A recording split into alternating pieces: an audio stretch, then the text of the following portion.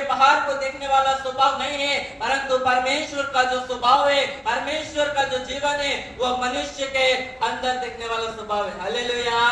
परमेश्वर हमारे बाहरी रूप को नहीं देखता, परंतु परमेश्वर हमारे मन को देखना चाहता है। और परमेश्वर का वचन हमें सिखाता है कि परमेश्वर हमारे मन में, परमेश्वर हमारे जीवन में इन बातों को देखना चाहते हैं। परमेश्वर का वचन यहाँ पर सिखाता है कि परमेश्वर हमारे अंदर नम्रता को देखना चाहता है। हालेलुया। परमेश्वर आपके और मेरे जीवन में नम्रता को देखना चाहता है, दीनता को देखना चाहता है। क्या हम अपने जीवन में नम्र है या नहीं? क्या हम अपने जीवन में दीन है या नहीं? क्या हमारे जीवन में नम्रता और दीनता है या नहीं? मेरे प्रियो, परमेश्वर का वचन जिस प्रकार से मत्ती रचित सुसमाचार उसका 11वां अध्याय और उसकी 29 पद को जब पढ़ते, परमेश्वर का वचन वहां पर क्या कहता है? मुझसे सीखो क्योंकि मैं नम्र और मन में दीन हूँ। परमेश्वर का वचन यहाँ पर कहता है कि मुझसे सीखो। आज हमें किससे सीखने की आवश्यकता है? प्रभु यीशु मसीह से सीखने की आवश्यकता है। प्रभु कहता है तो मुझसे सीखो क्योंकि मैं नम्र और मन में क्या हूँ? मैं नम्र और मन में। प्रभु कहता है तुम मुझसे सीखो। आज हमें यीशु से आवश्यकता है सीखने की। क्या सीखने की आवश्यकता है? प्रभु कहता है तुम मुझसे सीखो। और कई बार है ना, हम अपने जीवन में है ना पेन डायरी लेके है ना प्रभु के पास जाते हैं। अरे प्रभु है ना, मेरे को है ना चंगाई का वरदान प्रभु मुझको देना सिखा दे। अरे प्रभु है ना, मेरे को मुझे है ना मुर्दों को खड़ा करना, मुर्दे को जिलाना मेरे को बता दे। अरे प्रभु अरे चमत्कार कैसे करूं, वो बातों को मुझको सिखा दे। है ना, प्रभु कहता है ना अपने डायरी को साइड में रख दे। है ना, इन बातों को तू मेरे जीवन से मत सीख। प्रभु कहता है तू मेरे जीवन से नम्रता को सीख। प्रभु कहता है मेरे जीवन से है ना तू दीनता को सीख। कब आप यीशु से नम्रता को, स्वभाव को सीखेंगे? कब आप यीशु से आप दीनता की बातों को सीखेंगे? मेरे प्रियो, अभी हम बहुत बड़े हैं, हमारा स्वभाव हमारे जीवन में हम बहुत बड़े हैं। हम कई बार कहते रहे है ना मेरे बराबर तो इस दुनिया में कोई भी नहीं मिलेगा। तो प्रभु यीशु मसीह कहता है तुम मुझसे सीखो। कैसे हम प्रभु से हम सीख सकते हैं? है ना, यीशु के पास में बैठकर हमें यीशु से सीखना। हालेलुया।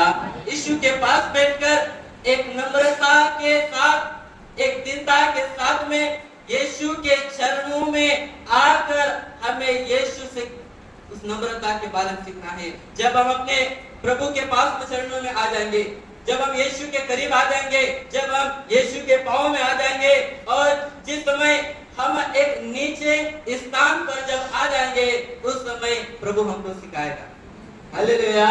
यदि हम अपने जीवन में बड़े हैं, यदि हम अपने स्वभाव में बड़े हैं, यदि हम अपने कार्य में बड़े हैं, प्रभु हमको नहीं सिखाएगा। प्रभु यीशु से यदि सीखना है, नम्रता के बारे में सीखना है, यीशु के जीवन के बारे में सीखना है, यीशु की दीनता के बारे में यदि आपको सीखना है, आपको पहले नीचे आना पड़ेगा। आपको पहले प्रभु के पास में आना पड़ेगा।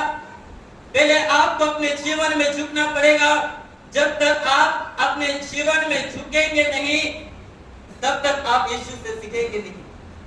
इसलिए परमेश्वर का प्रभु यीशु मसीह कहता है तुम मुझसे सीखो, मैं नम्र और मैं अपने जीवन में दीन हूँ। आप जिस प्रकार से यूहन्ना रचित सुसमाचार उसका 13वां अध्याय और उसके 14 और 15 पद को पढ़ते हैं, वहाँ प्रभु यीशु मसीह कहते हैं जब यीशु मसीह अपने चेलों के जब पैर को धो रहा था और चेले कहने लगे अरे प्रभु तू तो गुरु है, प्रभु तू तो महान है, तू तो उद्धारकर्ता परमेश्वर है, तू तो चंगाई देने वाला परमेश्वर है, तू तो मुर्दों को जिलाने वाला परमेश्वर है, तू तो बड़े बड़े काम करने वाला ईश्वर है।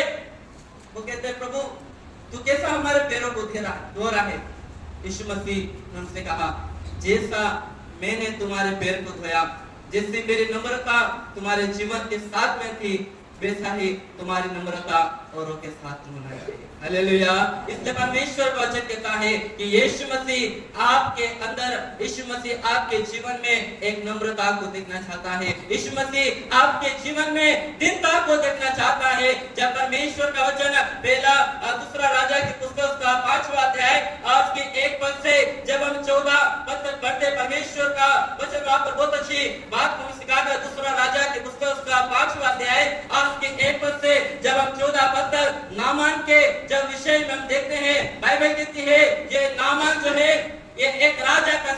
व्यक्ति, ये नामान जो व्यक्ति है, ये बहुत बड़ा व्यक्ति है, ये प्रतिष्ठित व्यक्ति है, ये शूरवीर है, ये बड़ा आदमी है, यहोवा इसके साथ में रहता है, ये बड़े बड़े काम को करता है। और नामान जो है जहाँ पर भी युद्ध लड़ने जाता था, उस युद्ध में वो विजय को प्राप्त करता था, क्योंकि परमेश्वर नामान के साथ में रहता था। परंतु एक बात इसके जीवन में थी, ये बहुत बड़ा व्यक्ति है, ये प्रतिष्ठित व्यक्ति है, ये शूरवीर है, ये परमेश्वर इसके साथ में है, परंतु इसके जीवन में एक बात थी, ये बूढ़ी था। कई बार हमारे जीवन में ये प्रार्थना तो बहुत अच्छी है, हमारी आराधना तो बहुत अच्छी है ना, हमारा स्वभाव, हमारे जीवन तो है ना, बाहरी रूप बहुत अच्छा है। क्या हमारे अंदर कोड़ को तो नहीं लेके चल रहा? क्या हम अपने जीवन में कुछ ऐसी बातों को हम लेकर तो नहीं चल रहे? ये नामान जो व्यक्ति था, ये प्रतिष्ठित व्यक्ति, बहुत बड़ा व्यक्ति, पर इसके जीवन में कोढ़ था। मेरे प्रियो, ये अपने जीवन में एक कोढ़ की बीमारी को लेकर चल रहा है। आज इस प्रकार से परमेश्वर का वचन यहाँ पर कहता है कि जब इसके जीवन में कोढ़ था, जब अपनी बीमारी से जब ग्रसित था, और परमेश्वर का वचन जब आप आगे बढ़ेंगे, वहाँ कहता है कि वहाँ पर लिखा है कि ये जो व्यक्ति, एक लड़की जो इसके वहां पर एक बंदी बनाकर लेकर आई हुई थी, एक छोटी लड़की को प्रभु ने कहा, और उस लड़की उससे कहने लगी, इस्राएल में एक एलीशा नामक हो सकता है, तू उसके पास जा, और उसके पास जा और वो तुझको चंगाए देगा। कितनी अच्छी बात है। ये बड़ा व्यक्ति है, ये शूरवीर है, ये परमेश्वर के साथ में रहता है, ये महान व्यक्ति है। पर एक लड़की, छोटी बच्ची जो गुलामी में गई, उसकी बात इसको सुनना पड़ गई। और जब इसने उसकी बात को सुना, ये अपने रथों को लेकर, ये अपने सैनिकों को लेकर जब ये चलने लगा, और इसने कहा, मैं एलीशा के पास में जाऊंगा और मैं उससे प्रार्थना कराऊंगा। जब ये नामान अपने रथों को लेकर, अपने सैनिकों को लेकर जब ये एलीशा के पास में जाता है, और जब उस जगह में जाता है, और बाहर जब नामान खड़ा हुआ है, एलीशा जो प्रभु का दास है, वो अपने घर में उस तंबू में जब वो बैठा हुआ था, और परमेश्वर का वचन कहता है, जब ये नामान बाहर आया, और बाहर खड़े रहने के बाद में इसने अपने मन में सोचा, एलीशा आएगा। कौन आएगा? वो अपने मन में सोचा, मैं तो बड़ा व्यक्ति हूँ, मैं तो शूरवीर हूँ, मेरे साथ परमेश्वर रहता है, मैं हर विजय को, हर युद्ध में विजय को प्राप्त करता हूँ। वो अपने मन में सोचने लगा, मैं तो बहुत बड़ा व्यक्ति हूँ, मेरे से मिलने के लिए कौन आएगा? एलीशा आएगा। परंतु वहां पर भी आप एक बात को देखना, एलीशा ने भी अपने सेवक को भेज दिया। ये कहने लगा, क्या एलीशा मुझसे मिलने के लिए नहीं आ सकता? क्या एलीशा मुझसे मिलने के लिए बाहर नहीं आ सकता? अरे मैं तो बहुत बड़ा व्यक्ति हूँ, क्या एलीशा बाहर आकर मेरे लिए प्रार्थना नहीं कर सकता? परंतु एलीशा ने उसके सेवक को भेजा, और एलीशा ने बोल के भेजा कि नामान को बोल दे कि यरदन में जाके 7 बार क्या लगाए, और तू चंगा हो जाएगा। ये बहुत बड़ा गुस्सा हो गया, अरे मैं इतना बड़ा व्यक्ति हूँ, और एक सेवक आकर मुझको बोल रहा है। ये अपने मन में क्रोधित हो गया और कहने लगा, अब मैं इस स्थान से मैं चला जाऊंगा। क्या मेरे देश में बड़ी बड़ी नदियां नहीं है?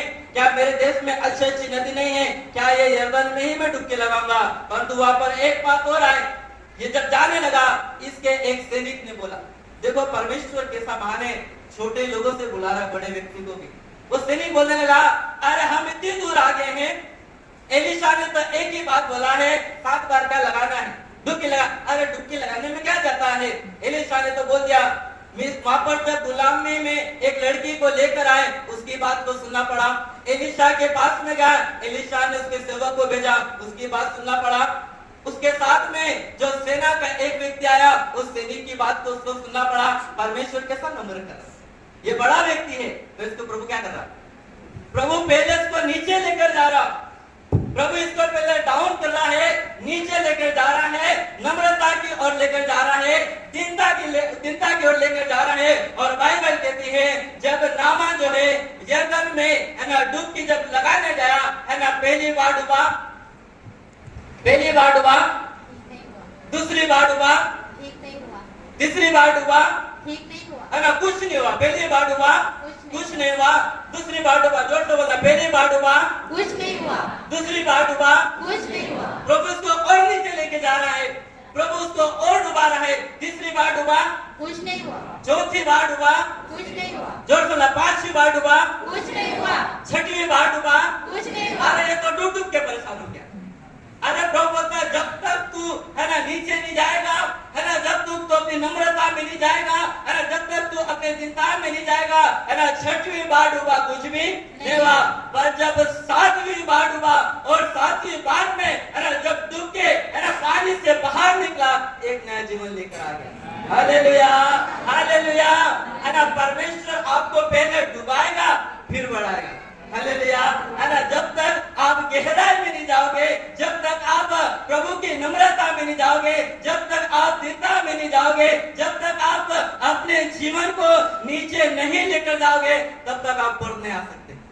हालेलुया। है ना, जितना आप गहराई में जाओगे उतना आप प्रभु में बढ़ते जाओगे। हालेलुया। प्रभु का वचन कहता है कि परमेश्वर के वचन में जड़ पकड़ते जाओ। इसलिए मेरे प्रियो, प्रभु का वचन आज आपके और मेरे जीवन से बातचीत करता है। हम अपने जीवन को नम्र बना दे, हम अपने जीवन को दिन बना दे। है ना, जितना आप नम्र बनेंगे, जितना आप दिन बनेंगे, जितना आप नीचे जाएंगे, उतना प्रभु आपको ऊपर लेकर आएगा। हालेलुया। इसलिए परमेश्वर का है ना वचन हमें सिखाता है कि परमेश्वर हमारे अंदर नम्रता को देखना चाहता है। Hallelujah, hallelujah.